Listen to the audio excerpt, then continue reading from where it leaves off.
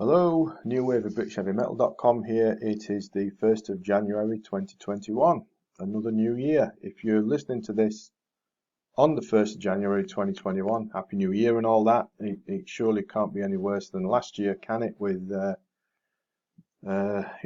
virus and whatnot, but we'd best not talk about that, had we? Before I get into talking about Liar and Set the World on Fire, if I may ask the usual opening favour, if you would please subscribe to the channel, that would be excellent and most appreciated. So anyway, in this one we're going to take a look at a band called Liar, who were around mid-late 70s, and what was their second album, Set the World on Fire, which has just been released in a limited form, but I'll get onto that in a minute. So Liar, what a band they were, released a couple of albums in the mid-late 1970s. This was the second one. Now, they weren't, although New Wave of British Heavy Metal was around at that time and just taking off, Liar, they weren't really in the New Wave of British Heavy Metal category, but I guess these days we'd call it classic rock, though they could and indeed did do the heavy stuff as well. And Set the World on Fire was supposed to be the album that really put Liar in the big league. Big record company support, picture discs were becoming popular, and at that time, about 1978, and this album was one of the first that got released in that format, in a picture disc. The band were all set to tour with Styx, as Styx support on their Grand Illusion tour. Didn't come much bigger than that at the time, and the album was selling well, particularly in America, hence the Styx slot.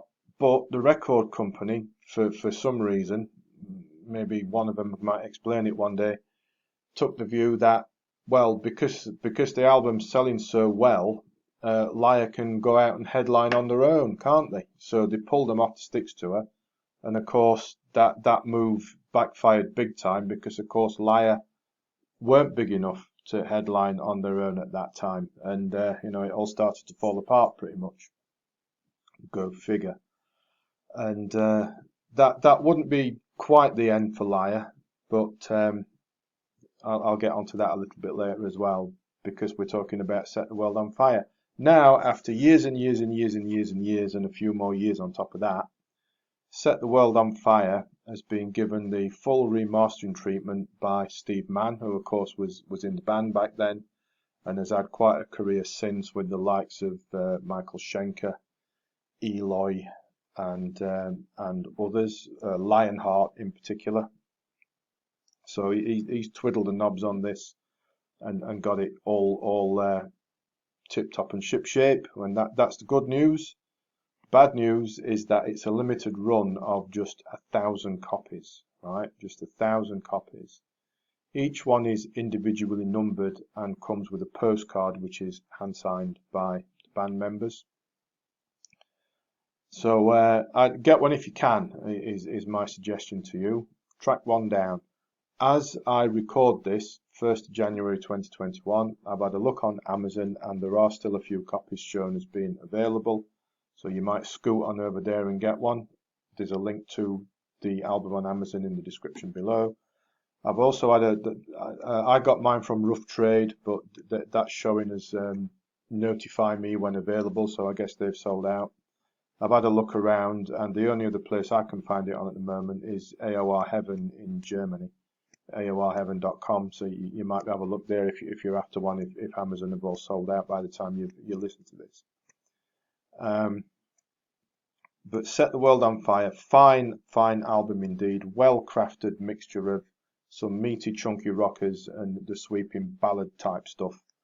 I suppose if you were looking to pigeonhole it somewhere, it'd be around about period Foreigner, sort of like Head Games-ish, even though Liar were from over here in good old Blighty. Like, take the title track, for example. There's a gentle sort of like tinkling introduction briefly, and then it gives way to a nice beefy rocker, nice chunky riff and a tasty solo. Excellent song.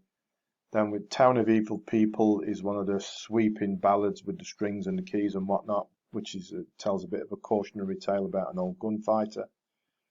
The rockers come back with like I'm Calling, and in particular Five Knuckle Shuffle, which is a fine song about poker, of all things.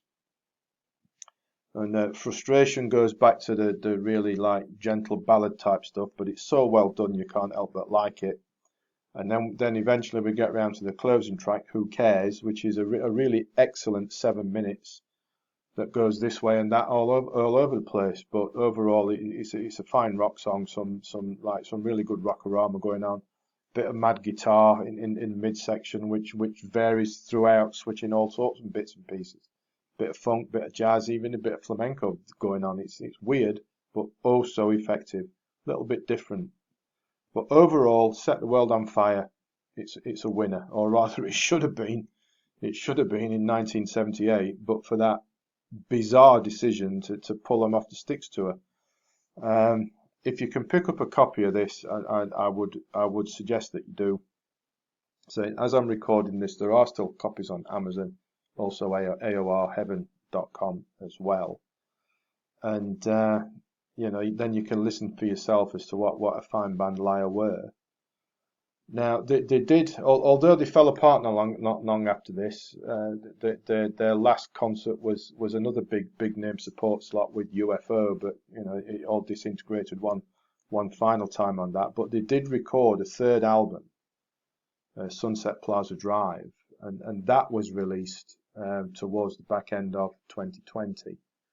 It'd been sat gathering dust for 30 odd years, but that's out. Track that down if you can. That's a really good album as well to complement Set the World on Fire, and do it.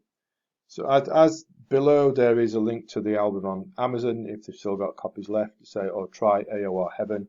There's also a link in the description below to the post on the website if you'd like to read that. And you can also from that post read the article I put together on Sunset Plaza Drive, so you can read about that as well. Hope you do. It really is a good album. I'm going to go now, so the usual closing favour, if you haven't subscribed to the channel, I'd be grateful if you would. Thanks for watching, thanks for listening, and take care.